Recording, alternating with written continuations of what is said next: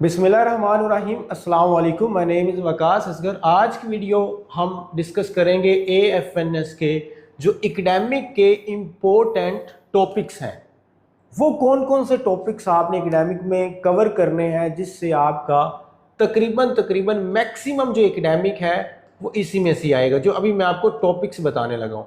Students एक बात clear कर लें, आर्मी की ऑफिशियल वेबसाइट या उनके किसी भी ऑफिशियल चैनल सोर्स के ऊपर AFNS का एकेडमिक का सलेबस नहीं गिवन।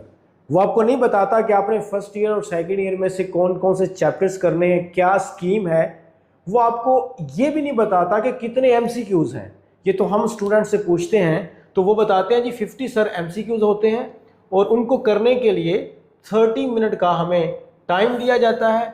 और अब इसमें मेन चीज़ क्या होती है, इसका सलेबस क्या होता है। इसका सलेबस होता है जी, अब इसमें देखें बायो भी इंक्लूड है, फिज़िक्स भी इंक्लूड है, केमिस्ट्री भी है और इंग्लिश भी है, और GK वगैरह इस्लामिक स्टडी ऐसा कुछ भी नहीं है।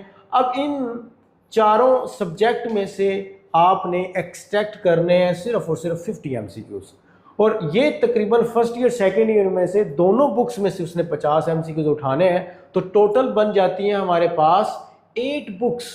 अब 8 किताबों को आपने याद करना है कितने MCQs करने के लिए, 50 MCQs करने के लिए।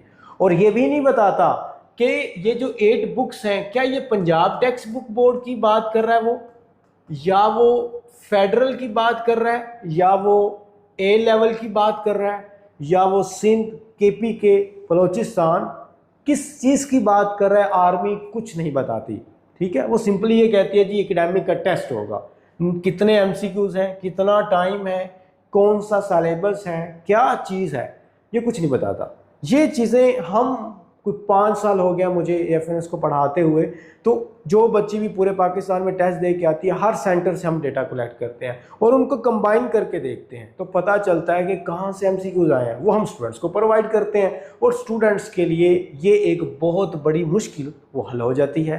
खैर, अब हम चलते हैं। तो इसलिए प्रेपरेशन के लिए अगर आप हमारा लास्ट बैच ज्वाइन करती हैं तो आपको यूँ कह लें कि ये एक गोल्डन अपॉर्चुनिटी है जिससे इंतहाई ज़्यादा बेनिफिट होगा। और ये जो इतना बड़ा जर्नी है वो आपको एक लिखा लिखाया, एक बना बनाया वो नोट्स मिल जाएंगे और सब कुछ आपको मिल जाएगा। AFNS armed force nursing services Pakistan army की तरफ से ऑफिशियली अनाउंस किया जा चुका है। इसकी ऑनलाइन अप्लाई करने की डेडलाइन है 15 अगस्त और टेस्ट स्टार्ट हो रहे हैं 8 सितंबर से। तमाम पाकिस्तानी गर्ल्स जिनके FSC प्री मेडिकल में मिनिमम 50% मार्क्स हैं और हाइट 5 फीट है वो इसमें एलिजिबल है। अगर आपने इसकी प्रेपरेशन करनी है तो हमारा लास्ट बैच 5 अगस्त से स्टार्ट होने जा रहा है, जिसमें हम इस दफ़ा प्रोवाइड कर रहे हैं तमाम पाकिस्तानी गर्ल्स के लिए घर बैठे daily live classes, recorder lectures, PDF notes, mock test series और 2 स्पेशल व्हाट्सएप ग्रुप में आपको ऐड किया जाएगा। और हम इस चीज़ की गारंटी देते हैं, हम आपको एकेडमिक की कंप्लीट प्रेपरेशन करवाएंगे जिसमें 5 ईयर AFNS के पास पेपर इंक्लूड हैं, federal books, Punjab text book board और हर एक चीज़ फर्स्ट ईयर सेकेंड ईयर की बुक्स एकेडमिक की आपको कंप्लीट प्रेपरेशन करवाई जाएगी। हमारे इस बैच की ड्यूरेशन होगी 45 to 50 डेज और इसकी जो फ़ी है वो है सिर्फ और सिर्फ 4500, जिसके अंदर आपको कंप्लीट मटेरियल प्रोवाइड किया जाएगा A to Z 1 से लेकर 100% तक हर एक चीज़ प्रोजीनियर स्टूडेंट्स के प्लेटफॉर्म की तरफ से प्रोवाइड की जाएगी। अगर आपने हमारे इस बैच का पार्ट बनना है तो हमारे गिवन नंबर पर टेक्स्ट करें और 5 अगस्त से स्टार्ट होने वाले इस लास्ट सेशन का पार्ट बनिए। थैंक यू, अल्लाह हाफिज़। ठीक है, अब हम चलते हैं जी इसके एकेडमिक के टॉपिक्स के ऊपर। सबसे पहले तो मैंने बताया फिजिक्स, केमिस्ट्री, बायो और इंग्लिश ये सारे सब्जेक्ट होते हैं। इसमें टोटल MCQs 50 होता है। उसको करने के लिए 30 मिनट का टाइम होता है और 30 मिनट के अंदर आप अगर इसको करती हैं, यहाँ पर 30 मिनट का टाइम और 30 मिनट अगर इसको मैं पासिंग आपको बताऊं तो पासिंग आपकी कितनी है जी, 30 मिनट चलो टाइम हो गया, 50% वाली पास होती है। बट पास होने का फ़ायदा ही नहीं है, आपके तकरीबन 85 से प्लस 85% अबव, इससे अबव आएंगे तो ही आपके सिलेक्शन के चांसेस हैं। अदरवाइज़ अगर आप अकेली पास होती हैं तो कोई चांस नहीं है। मैं आपको ये ऑन द बोर्ड और टू द पॉइंट बात समझा रहा हूँ। यहाँ ये लिखा भी हुआ है कि आपकी इतनी प्रेपरेशन के लिए होने चाहिए, क्योंकि AFNS एक ऐसी चीज़ है जिसमें पास या फेल ये बात है ही नहीं, ये दोनों चीज़ें इसमें इंक्लूड ही नहीं है। ये है जी कंपटीशन। कंपटीशन क्या है, समझिएगा चीज़ को। कंपटीशन क्या है, आपके आ गए 84.9, बट मेरिट कहाँ क्लोज हो रहा है, मेरिट क्लोज हो गया है 85% पे। नो मैटर, आपके बहुत अच्छे मार्क्स हैं बट आप रिजेक्ट हो गई हैं और ये बच्ची सिलेक्ट हो गई है because that one was the last one. ठीक है, तो इसलिए ये कंपटीशन है, ये पास फेल का एग्जाम नहीं है। तो इसलिए गौर से देखिएगा, इन टॉपिक्स को हमने स्टूडेंट से कलेक्ट किया है। बायोलॉजी की सबसे पहले बात करते हैं, लिविंग एंड नॉन लिविंग, इसका आपने टॉपिक्स को कवर करना है। एंजाइम्स, इसके जो भी सबस्ट्रेट हैं, जो भी क्वालिटीज़ हैं, जो भी सारा कुछ है। सेल का स्ट्रक्चर, उसका फंक्शन क्या है। प्लांट और एनिमल की जो फिजियोलॉजी है, इसके सारा पूरा टॉपिक आपने कवर करना है। रिप्रोडक्शन, प्लांट्स में, ह्यूमंस में, एनिमल्स में, रिप्रोडक्टिव सिस्टम सारा कंप्लीट होना चाहिए। ये एक ऐसी चीज़ है, एनिमल्स और ह्यूमन बीइंग का इंटरव्यू में भी रिप्रोडक्टिव सिस्टम पूछते हैं। Origin and evolution of life, human disorder, ecology and ecosystem और मियोसिस। आप इसके स्क्रीनशॉट ले सकती हैं, आप इसको लिख सकती हैं। और उसके बाद नेक्स्ट जो हमारे पास टॉपिक आ जाते हैं, वो आ जाता है non disjunction, level of structure protein, emergence and implication of cell theory, all organelles, structure of bacteria and digestion in man and the functions। digestion के ये सारे जो है हमारे पास आ जाते हैं। disease भी बीच में लगा लें। human skeletal system बड़ा इंपॉर्टेंट है, बहुत इंपॉर्टेंट है ये human skeletal system, ये इंटरव्यू के लिए इंतहाई ज़्यादा इंपॉर्टेंट है। deformities of skeleton, ये उसी का part. locomotion in protoctista and invertebrate, Protoctista. ठीक है, वो जो भी इसका जो प्रोनाउंसिएशन है, Protoctista. Nervous disorders, thyroid gland, ये आपने कवर करना है। एंड इसके बाद हमने करना है जी gonads, ovary, testis, male and female reproductive system, very important. Composition of chromosomes, mitosis, mitosis, cell structure and the function. Nutrition, growth and respiration of bacteria, characteristics of bacteria, classification of algae, kingdom, fungi, composition of chromosomes। ये हमारे पास क्या है, biology के मैं आपको topics बता रहा हूँ। ये भी हैं biological molecules, crab, carbs, proteins, fats, nucleic acids.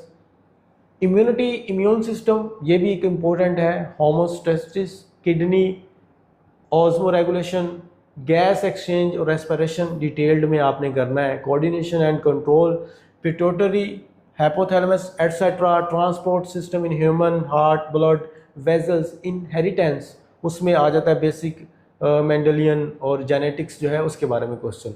ये सारे बायोलॉजी के टॉपिक्स हैं फर्स्ट ईयर और सेकेंड ईयर में, वो जो स्टूडेंट्स आके बताती हैं सर इस टॉपिक में से क्वेश्चन आया था। केमिस्ट्री को अब हम स्टार्ट करते हैं।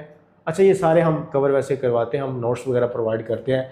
The atomic structure, chemical bonding, chemical reactions, mixture, solution and solubility, और गैस के जो लॉज हैं जितने भी, वो सारे आपने केमिस्ट्री में करने हैं। Elements and compounds, the periodic table, oxidation state और ऑक्साइड्स, ये आपने सारे रिएक्शंस वगैरह करने हैं।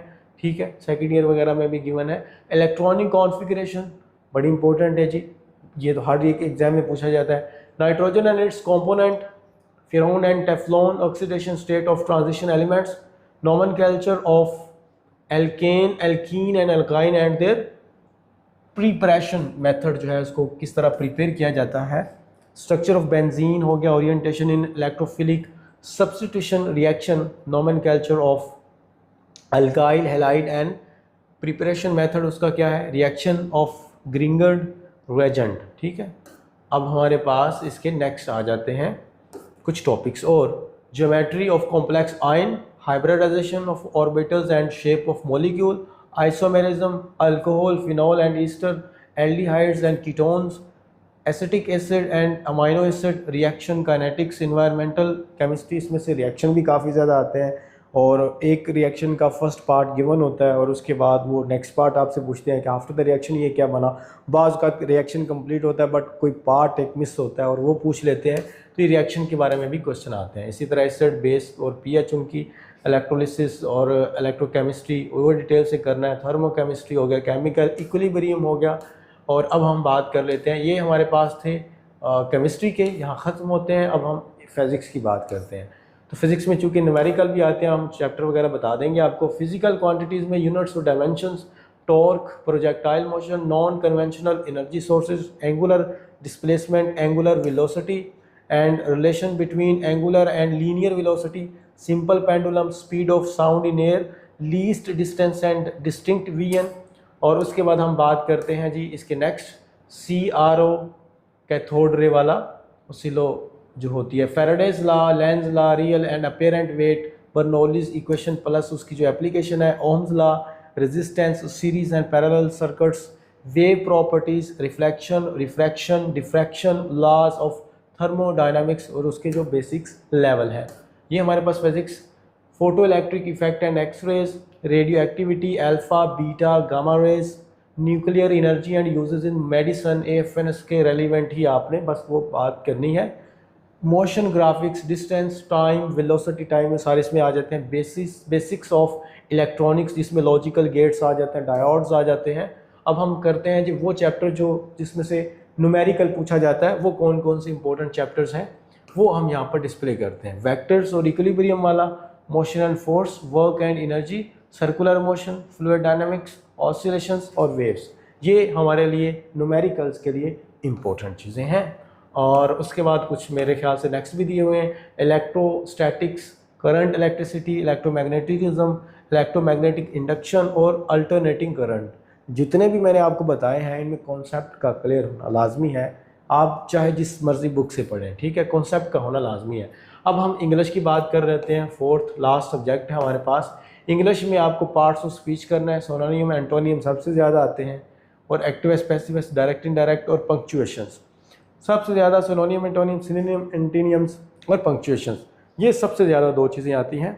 बाकी करेक्ट स्पेलिंग भी आ जाते हैं। देख लें अब आप किस तरह के क्वेश्चंस करते हैं। Idioms and phrases, correct uses of tenses, ठीक है।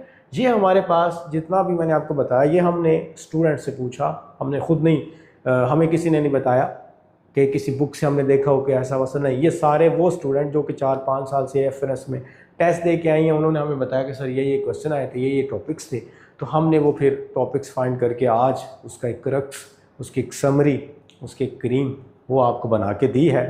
आप इसको मतलब प्रोजीनियर स्टूडेंट्स की तरफ से ये हमारी एक हार्ड वर्किंग थी जो कि हमने इतने अरसे से जो कलेक्ट किया वो आप लोगों को डिस्प्ले कर दिया ताकि आपकी हेल्प हो सके।